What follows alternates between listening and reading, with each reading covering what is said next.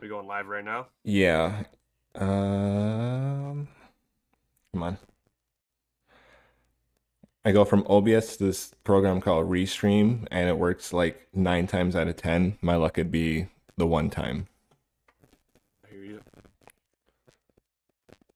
And alrighty. Welcome in, everyone. My name is Leisured Spy.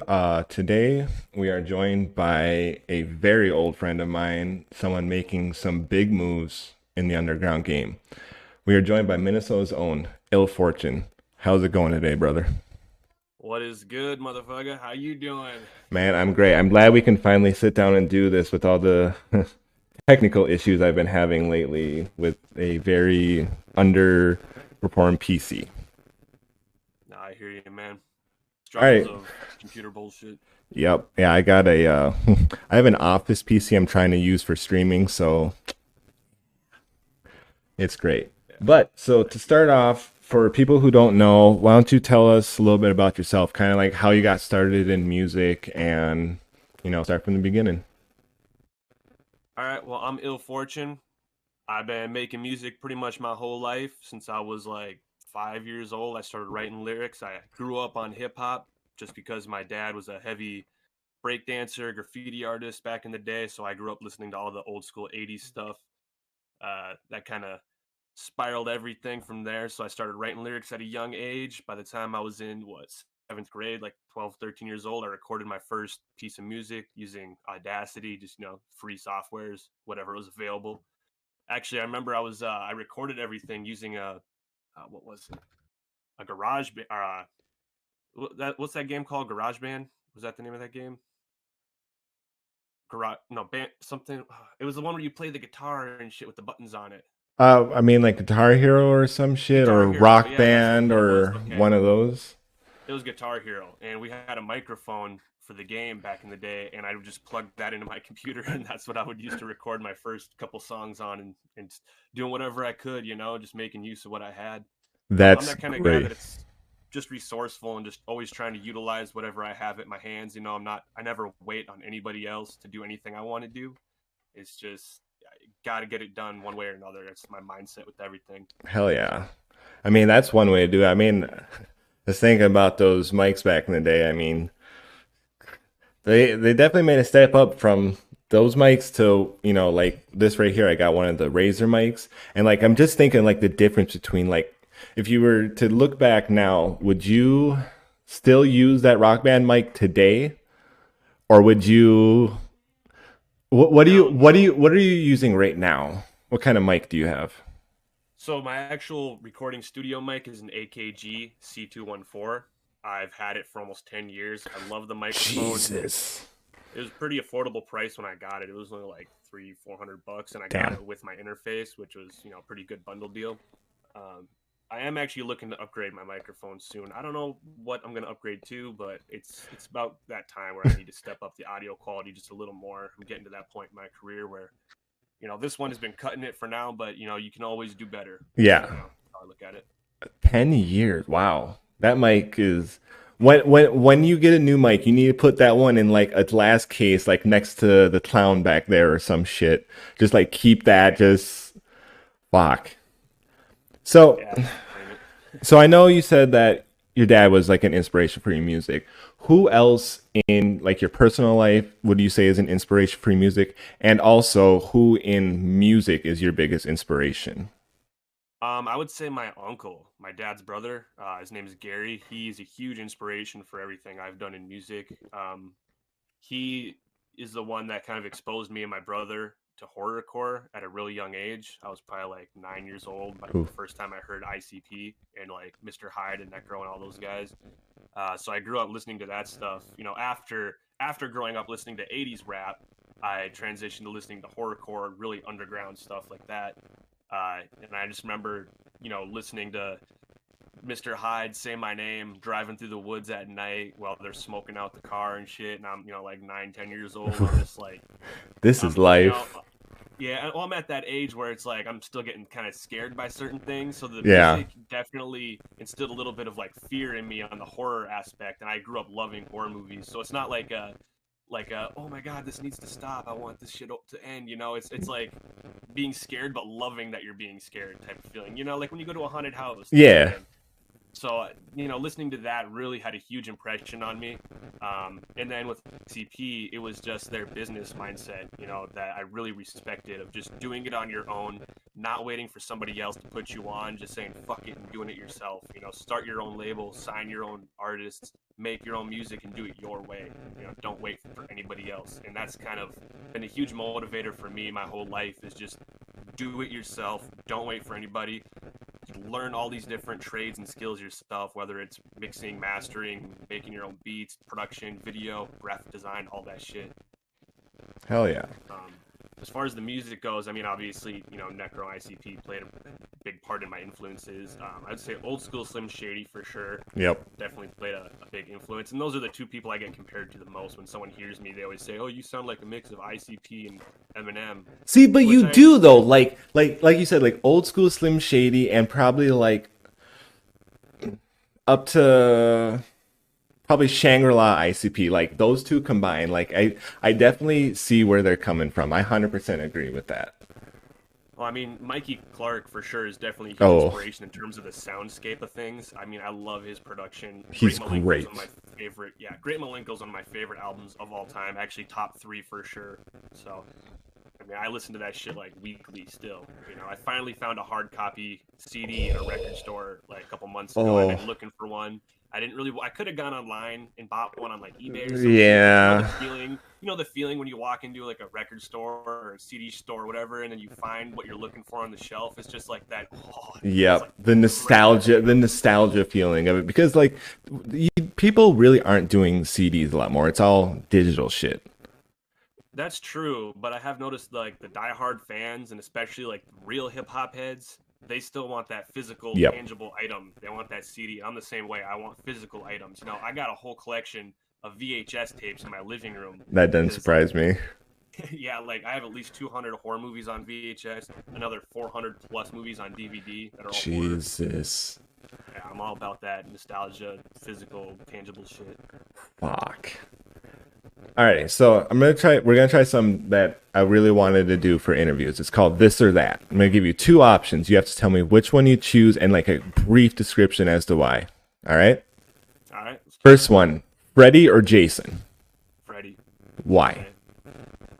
Freddy just has more dynamic. He's more complex. He's more creative with the way he kills people. His movies are just more unique and just like I said, creative. You know, there's a lot of substance and dynamic range to what he can do and how he does it. Whereas, don't get me wrong, I love Jason. I respect the shit out of Jason, but Jason's kills can be kind of they get pretty repetitive. Yeah. I mean, once in a while he'll do something like stab somebody in the hand with a corkscrew or some shit like that. That was yeah. All right. Overall, he's just slashing motherfuckers with a machete, which is cool, but I mean, it gets kind of boring. I love the movies. Again, don't get me wrong. Yeah. Jason's awesome, but Freddy over Jason all day. Gotcha. Chucky or Hellraiser? Kind of a weird one. Yeah, they're a little bit on different planes to a degree, but I would say Chucky. I mean, what I love about the Child's Play franchise is how consistent all the movies are. It right up to the TV series that's out now. I don't know if you've seen that, but I've no the TV series. Oh, it's so good. But there's consistency from every single movie, you know, the whole way through. None of them are like full plot holes. You know, they all line up. Whereas a lot of the other guys, their movies feel kind of, you know, random. Like even around the time Jason Goes to Hell and Jason X come out, those are, I like to say that they're in a different timeline because they don't really follow the canon, you know, of the franchise. I think I did actually see somewhere someone like that worked on the Friday the 13th movie say that those two were in a different timeline, or like it was a theory or some shit where like it's kind of just like what like Marvel's doing, like it's just showing like different versions, I guess. Yeah, I mean, if you look at Jason X, one of his missing eye is on the wrong side. I noticed right away because like I think it's his right eye that's missing. I could be wrong about that, but in Jason X, it's swapped to the other side. What so that right there tells you either they fucked up or it's just a different timeline. Maybe they just fucked up. I mean, it's Hollywood. Yeah, who knows? Alrighty, Tech Nine or Hobson? That's a good question. That Um, is, I would say if we were asking who would I rather listen to, I would say Hobson. Um, I respect Tech Nine. I think he's done a lot for the underground hip hop community, and he's still keeping it pretty original. And yeah. he's keeping it with that real hip hop sound. Hip hop is just more, or Hobson is just more interesting to listen to for me. I like his approach to music and stuff. Though it seems that lately he's been taking a hiatus to not really grinding as hard as he was, back in Yeah. 2012 and shit. Yeah. Fuck, I don't even know when the last time he dropped a song. It's probably like a year or two ago. Yeah, I don't listen to Hobson anymore. He kind of started doing a lot more of that new wave. I wouldn't say new wave, but just more double time beats, heavy 808s and stuff like that. Whereas a lot of his old shit was just straight raw hip hop and bars. Not that Yeah. he's not still lyrical. He's extremely lyrical still, but it's just the sound and the vibe of what he's doing now isn't my cup of tea personally. That's fair. Rapping or beat making? Hmm. You're gonna make me choose between my two children, huh? Yep.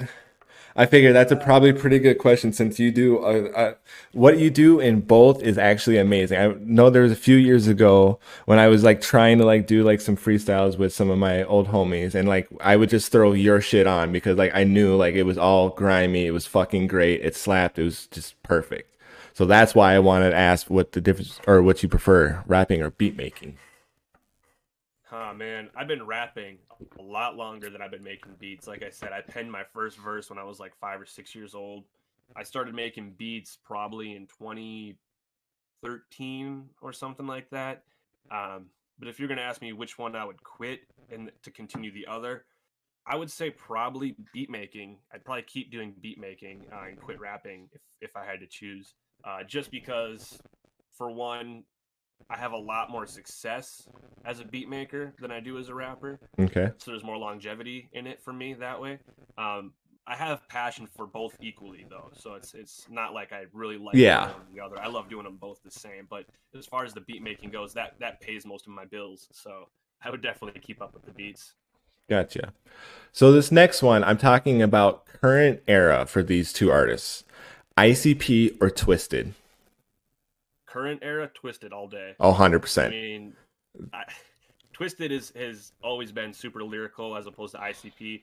Violent J is a way better storyteller, Yes. but Twisted is just really good at making music. Yes. All their songs have good vibes, lyrics, flows, all the shit's dope. I think ICP has been extremely hit and miss the last 10 years. I'm not a fan of the new Joker's cards that have been coming out. To be honest, I can't get through them. I think that there's too many sound effects and too much hype behind the songs that they release nowadays. Like not like hype from the fans, but like Yeah. them getting on the song and just being too hypey. It's Violent J Yeah. doesn't sound like he used to. I mean, occasionally he'll do a record where he kind of has that grit to his voice, but majority of the stuff they've been doing, I just can't get behind. It seems like they're trying to pander too much to the new age crowds of kids that are coming up, as opposed to just doing what they were always good at doing, and that's telling horror stories on really dope beats that aren't just full of sound effects and fucking explosions and all this and that. Yeah. I think this is my personal opinion. I think after Bang Pow Boom is when they started to go downhill. Like I fucked Hmm. with the album, but like it didn't fuck with the first six. Hands down, those are some of the best six albums that have been put out by rappers. And once again, my personal opinion, just because of the storytelling from one to six, it's all great. I couldn't agree with you more. I think definitely after Bang Pow Boom is when they started to just kind of slide down. I mean, what can you expect though? They're getting old. They're like 50 years old Well, at yeah, this they've been point. doing this what since the 70s Since ish, the 80s, 90s. night really? Yeah, well, that's when I think Carnival of Carnage came out in like 91 or 90 or something Oh, like that. maybe. Dog Beats, I think, might have been late 80s. I Um, don't know why I but thought yeah, 70s. They were probably born in like the 70s. yeah, yeah, exactly. They were probably like 16 by the end of the 80s or something like that. I don't Yeah. know the history 100%, but Alrighty. So now I want to know what is your most prized possession you've gotten since starting like rapping or any of that? Like I'm sure you've probably gathered some neat intricates. Like I see the clown from Killer Clowns from Outer Space, which for one, fuck that movie. I saw that when I was like 5, and I've been terrified of clowns since. I know they're making a game for it, and I want to play it. Oh, I do too, man. I'm hyped for that game and the Texas Chainsaw Massacre game that's coming out. Um, Man, it's really hard to say. You can't really see my whole studio, but wall to wall, I have horror memorabilia all the way around this room. I mean, asking me to choose one thing is very, very hard to do. I will say I can actually show you one thing that I really appreciate. I wouldn't say it's my most prized possession, but it's definitely up there. And this, let's see if you can see this. These are teeth from Nightmare on Elm Street Part 4, Robert Englund's teeth. Well, so this is like a replica of the actual mold that they used. So I have Yeah, actual teeth molds in here, so I can like touch a mold of Robert Englund's molars, you know. dude. And then someone painted, or they kind of like took the prosthetic, I believe, and then I don't know how they did it, but basically they got the teeth, you know, from the movie on there. That is great. Yeah, I got a plug for this type of shit. I don't know how the guy gets all this crazy stuff, but he gets like lake water from Camp Crystal Lake. I got some of that. He gets like foundation pieces from different Wow. houses and stuff from movies. So I got a piece of the Texas Chainsaw House from the first movie and a film cell from it too. See, most people have plugs for like weed and shit. You have plugs for horror memorabilia. It's great.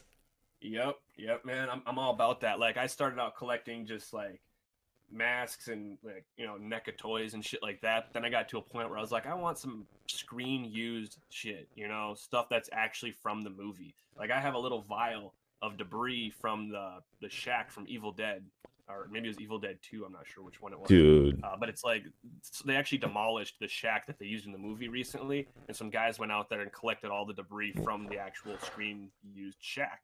Of And course. just filled little vials and were selling it on eBay, and I came across it and I was like, oh, I got to get that. They had pictures of them out there at the construction site, so that it's real, and it had a certificate of authentication or whatever. Damn.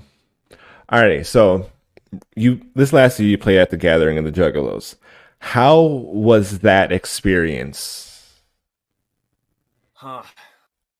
Performing aside, it was the best week of my life. I mean, the performance was awesome. I'll get to that, but just being at the gathering for the first time in my life was like a dream come true. I've been wanting to go there for shit as long as I can remember, ever since I became a juggalo back when I was like 11, 12 years old. Um, it was the craziest shit. I mean, you couldn't walk 10 feet without seeing something outrageous, whether it's like a dick sucking contest or What the just like people just doing whatever the fuck they want, flipping cars and burning flags. And Jesus. it was anarchy, but it was like the best kind of wholesome fun. And the thing about the gathering, it was peaceful, man. Like everybody was like cool with everybody for the most part. I didn't see any fights break out. I didn't see anybody having any conflicts with each other. I will say that there was like one moment where me and my wife were walking along one of the paths, and some fuckers waved us down. Right, they were sitting in their like tent area, and I thought maybe maybe they're familiar, maybe they saw the logo or some shit like that. So I approached them to say what up, and these motherfuckers are like, "You guys want to get high?" And I was like, well, on what?" And they're like, "Here, take this." And they're trying to hand me a fucking balloon, right? Anybody who's No. been to the gathering knows what I'm talking about right now. But they tried to hand me a balloon, and they're like, "Here, take a rip of this." I was like, "Nah, I'm good." And the motherfucker's like, "No, do it." I'm like, "No, dude." He's like, "Do it." And it went on for like 2 minutes of him being like, "Just do it, just do it." I'm like, "No, I'm good." It got to the point where I looked at my wife. I'm like, "Let's just go. We just walked away from him." He's like, "All right, man, whatever. Fuck you then." What the He's just fuck? trying to get me to fucking slurp up his nitrous or some shit. I don't really know what the fuck they have in there. But That's fucked up. yeah, maybe when I was 17, I would have did it. But I'm 27 years old now. Yeah. Too old for I'll that smoke my shit. weed. Yeah, I'll smoke my weed and drink my beer, and I'll be good there. I'm not trying to fuck with shit like that anymore. That's fair. So the performance, how did that go? Oh man, it was great. They had me performing at 1 p.m. on the second day. I mean, I got to choose the day that I wanted to go, but I didn't get to choose what time. That's I fair. performed. Um, Definitely, if I go again next year and I get a performance slot, I'm definitely gonna push for later in the night. But it was broad day. it was hot as shit. I will say that. I had like a whole getup ready for like apparel and everything, and we're from Minnesota. Yeah. It's not crazy hot here. You can wear a hoodie in the summertime and be fine Yeah. most days. Here I was wearing like a long sleeve shirt and pants, and I couldn't even stand that. I had to like cut the legs off my pants and turn them into freaking shorts, right? And then I had to like Jesus. rip the sleeves off my shirt. Actually, I don't even think I had a shirt. I think I took my shirt off and just wore my vest Mm. because I was like that hot and I was like sunburned like crazy, right? So I didn't get to wear the apparel I had planned for it, which was, kind of shitty, but it is what it is. And in heat like that, you got to, adapt and do what you Yeah. can. But you'll know for next year. Yeah, no, for real. I'm gonna definitely prep for the heat. That shit was insane. But the performance was great. I mean, I nailed every song. I didn't fuck up any words. I don't think. There was one song. It was one of my newer songs, "Death on Tape." I put Yeah. that on the set list, and the song wasn't even out yet. Right, the song was like scheduled to release 2 months from then, so I hadn't even practiced that song that much. And there was just like Oh. one split part where I forgot like one word, but quickly recovered. Obviously, nobody noticed because it's unreleased song. Yeah. But Hey, I mean, aside it's from that, best time to do it. yeah, I mean, I wanted to give them a treat and give them something, fresh that hadn't been out yet. And I know a lot of people that were familiar with me appreciated that. But yeah, that was the only small slip up. And then the rest of it was great, man. We had a lot of hype going by the end of it. I did my song Watch Out and actually had people, saying some of the lyrics back with me. I don't know if you've heard that song. Oh, 100%.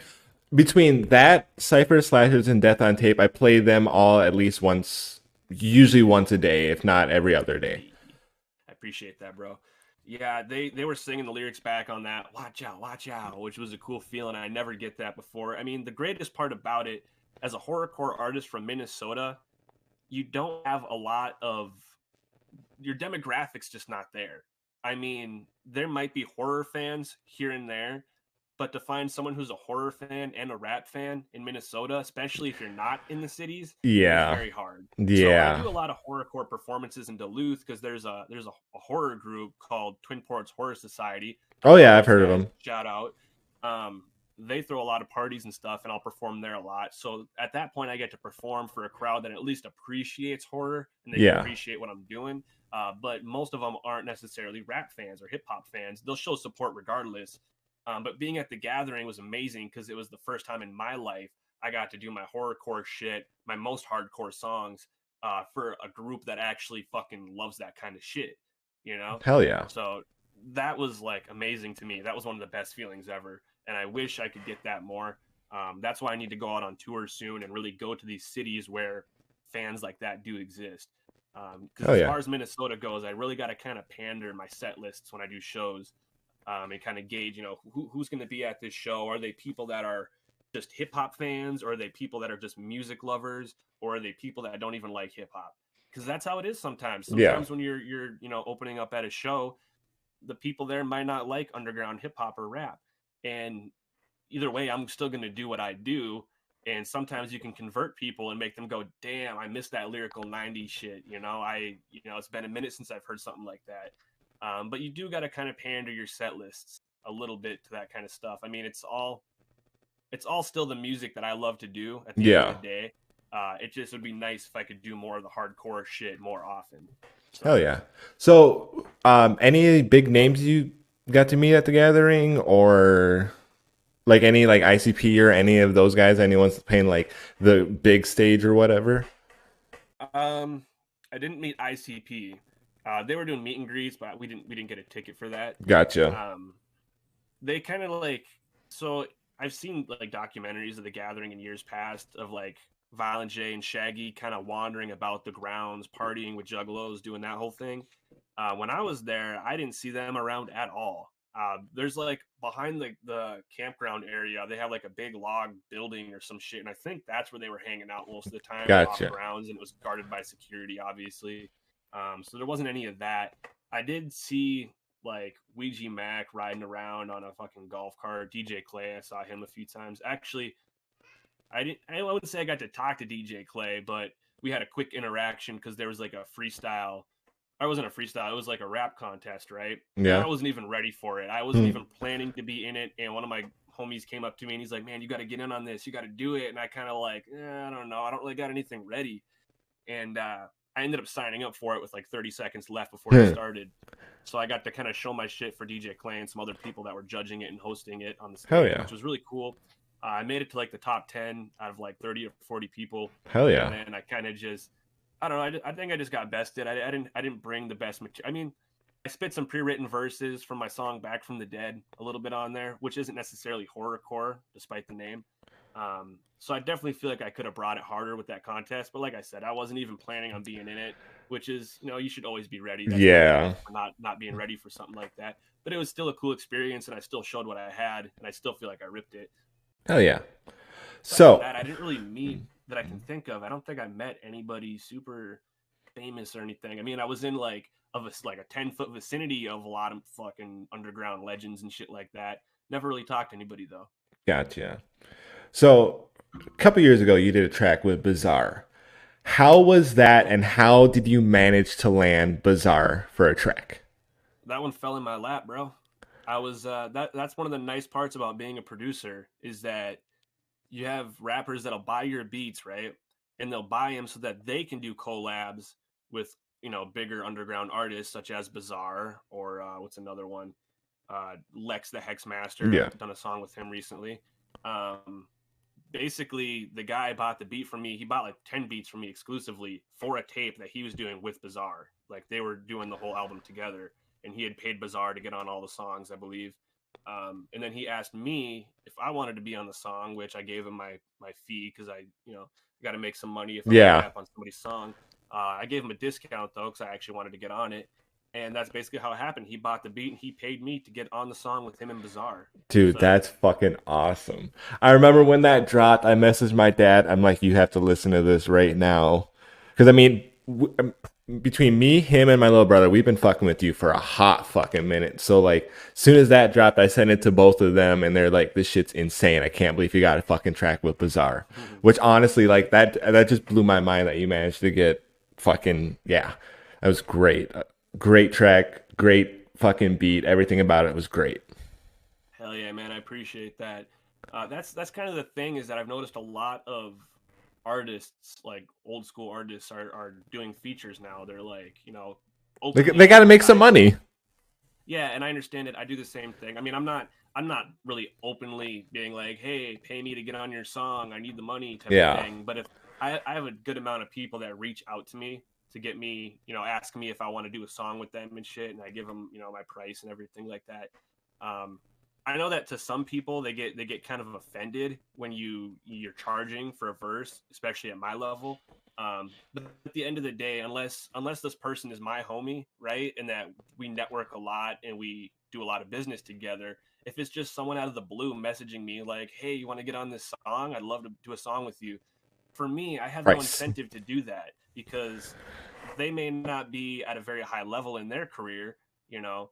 And for me, I've been doing this shit for over a decade and putting my blood, sweat, and tears into this shit, like all my money into this and everything to get to where I'm at. So it's like to me, it feels like they want me on their song for the clout, you know? Yeah. So by putting a price tag on it, it's kind of my way of being like, all right, are you serious about your craft? Because if you are, you'll invest this money to get me on your song and get that exposure. At the end of the day, it's no skin off my bones if I'm not on your song. Yeah. I take my time very seriously, right? Like I hate wasting time, especially if I'm in the studio and I have the energy to be creative and to do something. I don't want to waste that doing a song with somebody who doesn't even give a shit about their own career, you know? Exactly.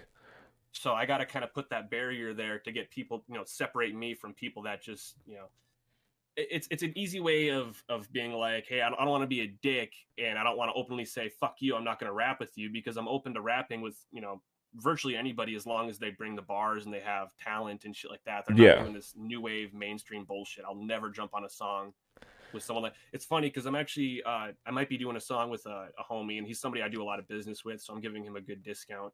But he was asking me if I can't even remember who it was, but he was like, "Hey, I want to put this guy and this guy on the song," and I was like, "Well, hold up, I got to look these guys up first because I don't want to agree to do a song with some guys that I don't know." So I Yeah. looked up one of them, and I think his name was like Lil Pink or some shit like that, or Lil something, I don't know. Right away when I heard the word Lil, I was like, "Ooh, red flag! Fucking hold up, time out! I got to check this guy out." Yeah. I looked up his music, and I thought his music was fucking terrible, fucking awful right off the bat. But not only that, the guy was boosting his views. Like his Oh, YouTube videos had ew. like, yeah, Ew. his YouTube videos had like 200,000 views, right? But then you'd look at how many likes they had, and they'd have less than 100 likes, Yep. and they'd have like maybe 20 comments or some shit like that. That right away tells me you're paying for views, Yep. you know? So I was like, Yep. fuck that guy. I was like, I'll do a song with you, but he cannot be on it. No. And I looked at the other guy and I was like, this guy's all right. This guy's dope. I'm okay with doing a song with him, right? So I'm really protective about who I rap with to that extent. You know, I'm not gonna tarnish my name by affiliating myself with some fucking bozos that are just doing some whack ass mainstream new wave bullshit. Well, especially with what you've built in over a decade, like you don't want to fuck it up for someone who's been doing it for a month or some bullshit like that. Like you need Yeah. to, like that's yeah. There's so many people out here nowadays that are just trying to do the get rich quick bullshit. It's like it don't work like that. It don't. Yeah, I mean, like as I said, I've been rapping my whole life since I was old enough to pick up a pen and write some literature. I've been writing lyrics and shit. So this isn't something that I just started doing when I was 20 years old out of the blue. Like I'm gonna be a rapper. No, I've been fucking a rapper. I've been doing this shit. And I've been about real hip hop. You Yep. know, it's very important to me, and it's my life. So you know, I can see bullshit right away. I try to be pretty friendly to 90% of the people that come to my inbox and shit, as long as they're coming correct and they're not just on some bullshit demanding, you know, whatever and being egotistical. If they come correct, I'm willing to have a real conversation with them and try to provide some valuable feedback to them. So you know, I definitely welcome people to reach out to me and ask me for feedback on their songs, but spark a conversation first. Don't just Yep. send me a link and say check this out. You know, I prefer if we could actually have a human interaction, and then we'll get to your song, and then I'll provide you some feedback. You know, Yep. if it warrants that. So I know you've been making beats for a while. Have you had any big names in both the underground rap game or like the quote unquote mainstream rap game use your beats? Obviously, besides Bizarre. Gmo Ski is using he copped 3 of my beats for his new album. Maybe he did a song on one of my beats called Missing Link. It was the single he dropped last year. I don't know if that's going to be on the album or not, but if it is, that'll be 4 songs on his album that I produced. Hell yeah. Um, Aside from that, I had a record with E3 that was Easy E's son. That was like Oh, like 6 years ago or something. I don't even remember what the song is called. I'd have to look it up. Um, I didn't even know he had a son. I didn't I don't either. even I don't even remember how it came to be because he didn't write out buy it from me. It was somebody that secures beats for him. You know, got the beat from me and then delivered it to him, and then the song came out and it was pretty dope. Hell yeah. Um, and then there's another dude, Cannabis, I believe his name was. He's someone that used to be, I think he was homies with Eminem back in the day. Real old school guy. He did a song on one of my records. Um, Pace One, I believe, did a song on one of my records too at some point. Is also somebody that used to rock with Eminem, I believe. Hell yeah. Um, yeah, there is. I feel like there's a couple others. I just can't think of them off the top of my head right now.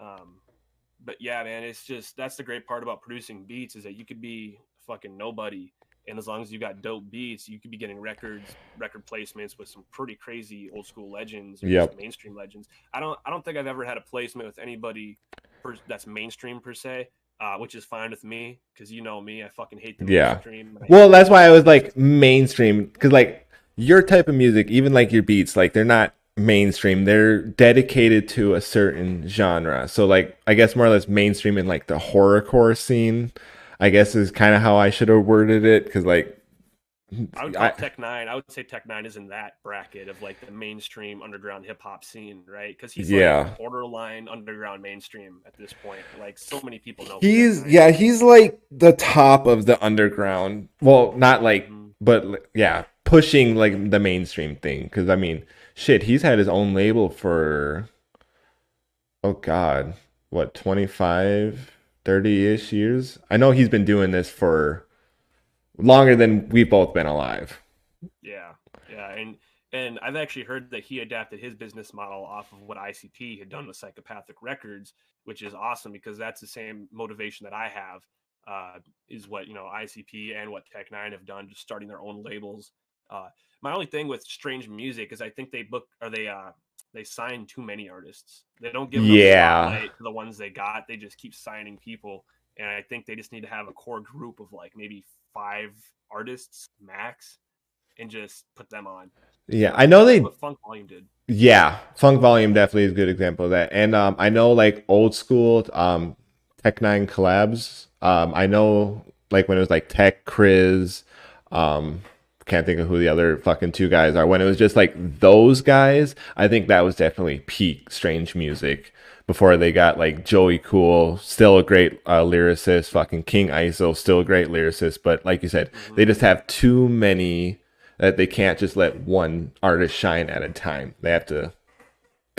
Yeah, which good for them. I mean, there's strength in numbers for Oh, sure. But I absolutely. mean, I think that's why Funk Volume did so well was because they had, their 4 core artists, Jaron Benton, Dizzy Wright, Swizz, and Hobson, right? And then they had Kato and DJ Hoppa doing the production stuff. Um, I think that is why they were able to get so much um, momentum going and so much hype behind their brand is because it was just 4 people and they were all complimenting each other when they would do songs. It's like Jaren's flow would complement Hobson's flow, and they were all so different that it really gave you something unique to listen to when you played some Funk Volume shit. And I love that. I really, really wish they were still a thing, man. The day that Yeah, FV divided was one of the saddest days in hip hop for sure. absolutely. They could have gone in some amazing places if they would have just stuck together. But shit happens, and can still go back and listen to all the great music. So there's that. Yep, yep, for sure. We still got the old records. Yep. Alrighty. So who would you consider is your Mount Rushmore for rapping? Groups do count as like a single person. So like your top four in no specific order.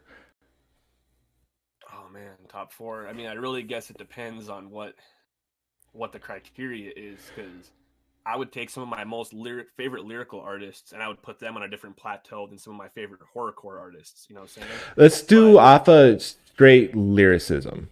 Like off of who? straight lyricism, okay, Yes. Locksmith for sure. Locksmith is one of the best lyricists on this planet. Um, if we're talking older stuff, not necessarily the stuff that they're doing now, I would definitely have to put Joyner Lucas on that Mount Rushmore.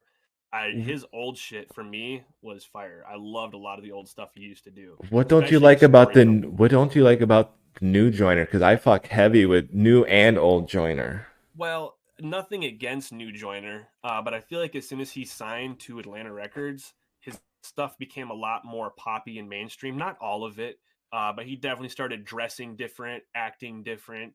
There's just something about artists when they're still starving and they're still broke and they're hungry to make it. There's a certain grit and essence to their music. And once they make it and get signed, not always, but a lot of times they just change it up too much.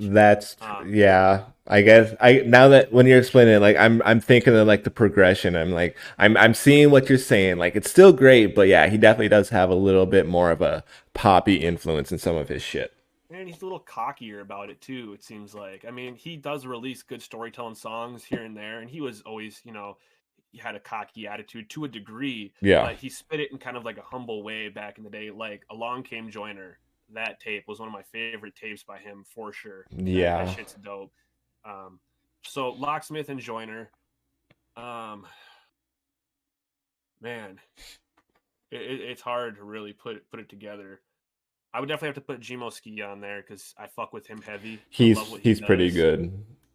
Yeah, he makes me laugh my ass off with the wild ass shit he says and his rhymes. I mean, as far as my rhyming goes, he's a big inspiration for that because the way he puts together multi-syllable rhymes with different words and stuff, Yeah. not a lot of other artists are doing that to this day, and he's very consistent with it, and that was a huge inspiration for me. So definitely Gmo. The fourth spot, man, it's a hard spot to fill. It's almost like a tie between certain artists.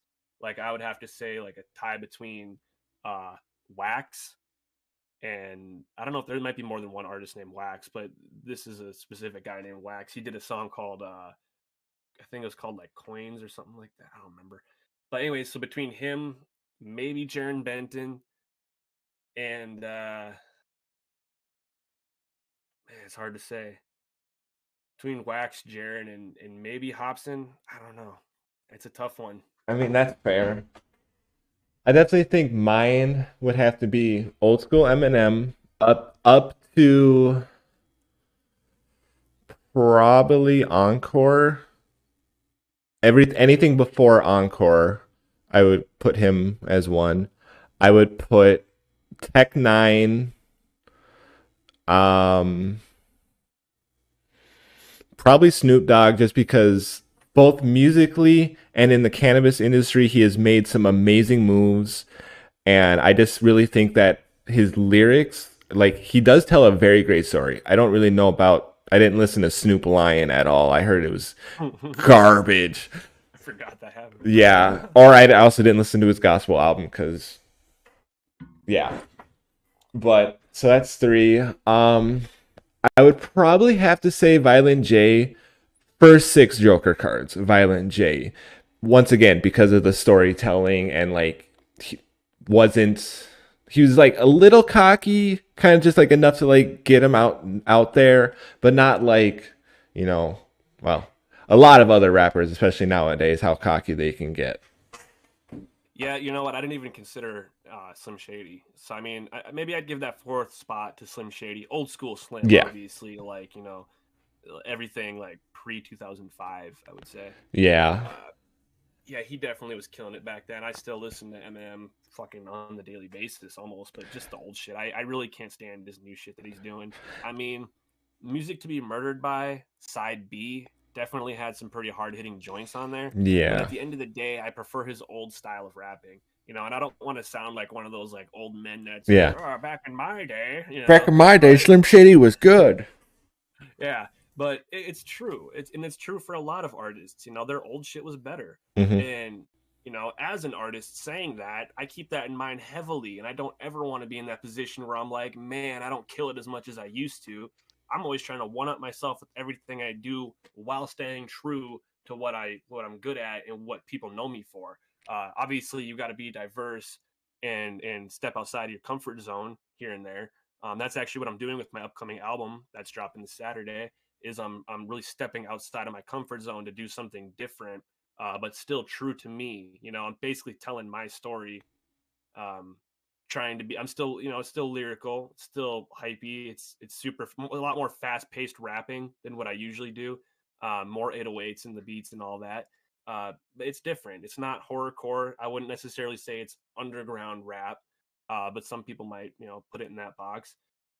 But it's just different, and I felt like I needed to do that because, like we were talking about earlier, with pandering to your Yeah. audiences, I needed to have something more universal that I could do for when I get booked for certain shows or festivals or whatever it is.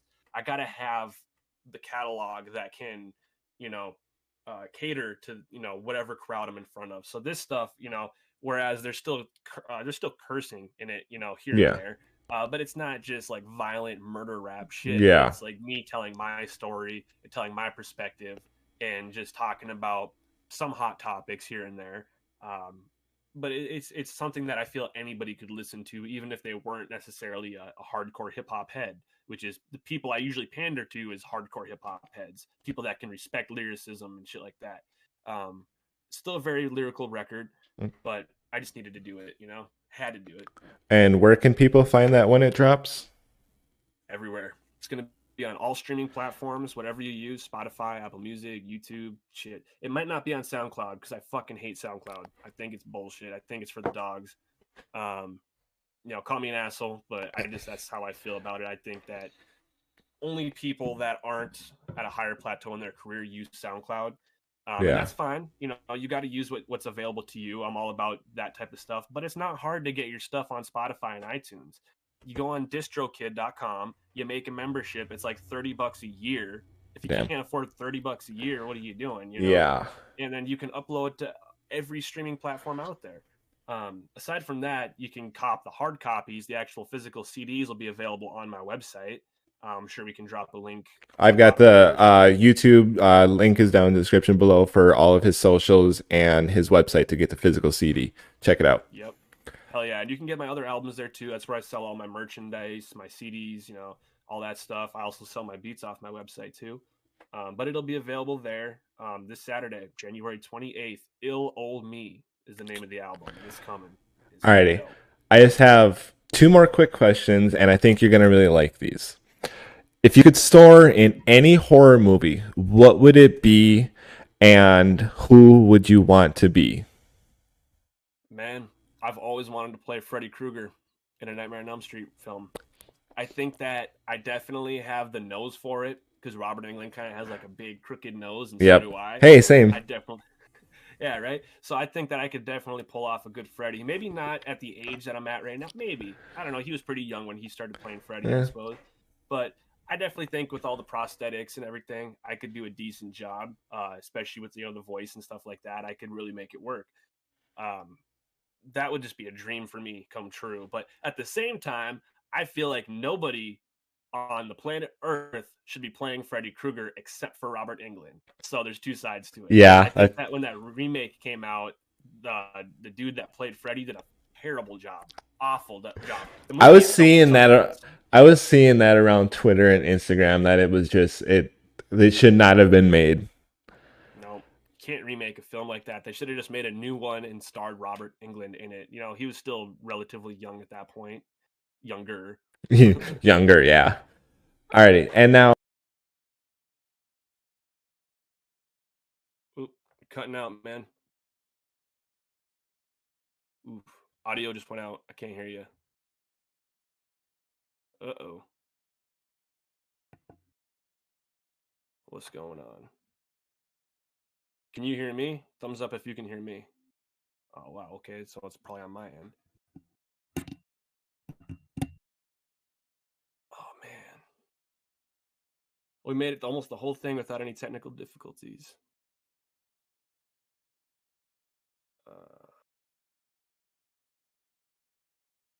Let me pop out and rejoin. Maybe that'll help.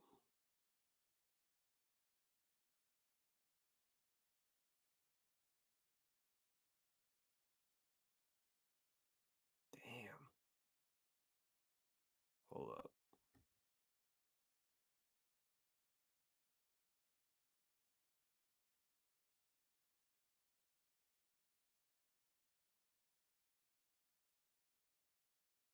Damn, man. No go. I can't hear you.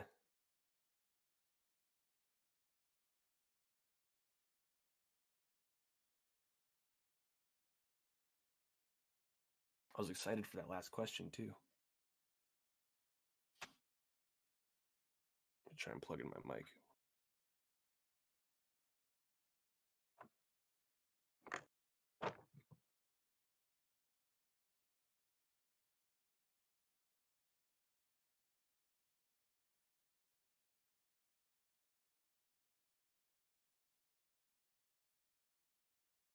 My mic was muted. I can hear you now.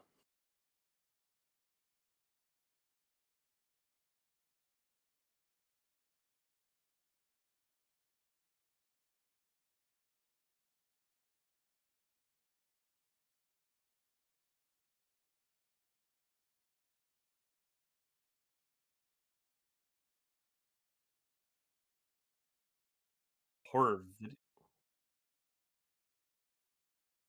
Ooh. That's a good question. Um, right off the bat, I gotta say, Outlast One, an amazing video game. Running through an asylum as a journalist, it's like some crazy shit. Um, Friday the 13th, the game. Love that game. I still play it to this day. Um, Last one, I would have to say Resident Evil Biohazard. It was the second to last one they did. Did you play that one at all?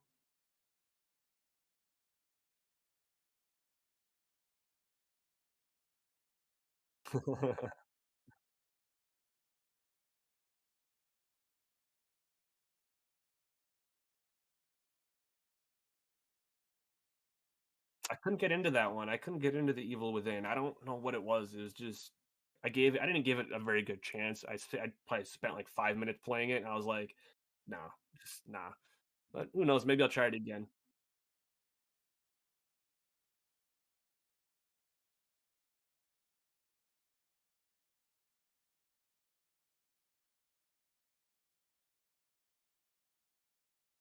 Mm. Well, man, Resident Evil Biohazard, definitely worth trying. It's not like any other Resident Evil game. First off, it's first person, which I hate third person games. I still play some of them, like Friday the 13th is third person. Obviously, I'm going to play it regardless. But first person horror games that's my shit, man. Uh, with Resident Evil Biohazard, it has like a Texas Chainsaw vibe to it. That's what I love about it. It's like you're in this like fucking house back in the sticks trying to escape, and and it's just like a crazy redneck family, there's chainsaws in it and everything. It's crazy. I love that game. Yep. Hear you.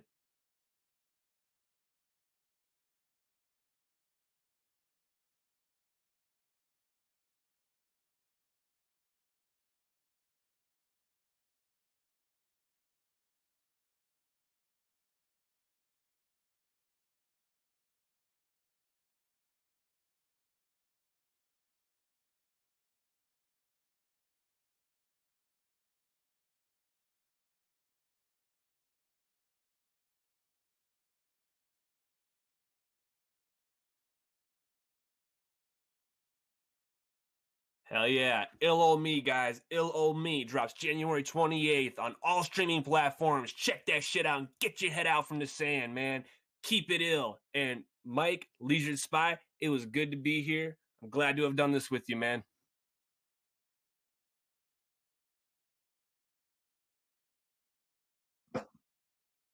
Woo! Have fun with